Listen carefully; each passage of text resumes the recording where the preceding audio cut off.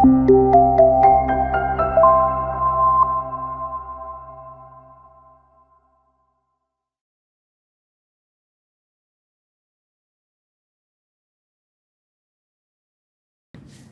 everyone, back with me Teguh Amor Patria. Welcome to the 8th session, Planning Principles, Sustainability and Cultural Heritage Destinations. First of all, planning refers to the act of organizing the future to meet a specified goal or set of objectives. Let's discuss about physical planning and heritage destinations. Traditionally, the main type of planning in heritage destinations and at heritage sites has been physical or land use planning. The primary goal of physical planning is the same: to optimize space, improve traffic and visitor flows, protect the heritage, and at the same time, design areas in such way as to maximize tourism earnings. Physical plans for cultural attractions must be designed in harmony with existing urban, rural, or regional plans. They should, in fact, support one another, and all recommended changes or additions must be done in accordance with local laws and zoning regulations. Many planners agree that tourism in heritage cities should focus more on pedestrian traffic than vehicular traffic. Pedestrian-only access enhances the heritage ambience of historic centers, creates more user-friendly leisure spaces, and is more ecologically sensitive to the built environment. Then, how about regional planning concepts and procedures? For many decades, planning specialists have highlighted a normative or procedural planning process by which communities or regions could be planned in an effective manner to enhance the built and ecological environment of places.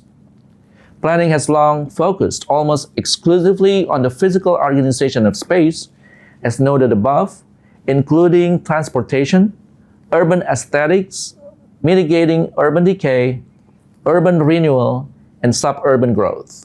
Incremental growth was promoted by development specialists, suggesting that physical development needs to be done incrementally and in a heavily monitored fashion so that changes in the plan can be made if obstacles are encountered.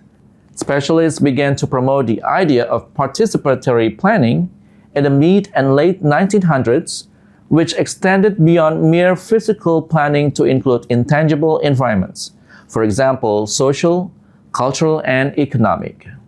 The notion caught on quickly with the realization that the people most affected by growth, development, and planning ought to have a voice in how their future is programmed. Sustainability in the context of tourism. In 2015, the United Nations drafted the Sustainable Development Goals for 2030, which aim to enhance global social, cultural, economic, and environmental well-being, which include no poverty, zero hunger, good health and well-being, quality education, gender equality, clean water and sanitation, and so on. You can read on the screen. Heritage tourism can promote peace, equality, environmental health, sustainable communities, and responsible consumption. Sustainability principles like integrity, balance, harmony, and equity now guide tourism development.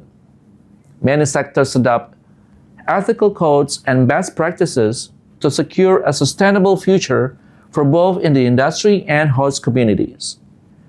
Tourism planners must shift from traditional boosterism, which blindly markets destinations, to approaches that address social, environmental, and economic consequences of tourism. Timothy and Tosun in 2003 proposed a three-part framework for undertaking systematic and sustainable planning in tourist destinations. First, participatory development.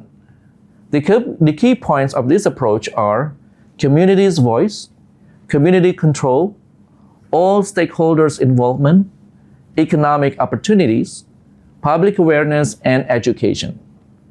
Second, incremental development.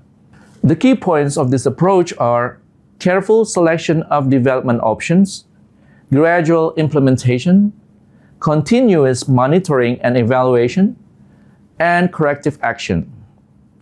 Lastly, collaboration. Collaborations can be made with public agencies, administrative levels, private sector services, private and public sectors, and same level policies across political borders. I hope this session gave you an insight into heritage destination planning. Thank you and see you in the next session.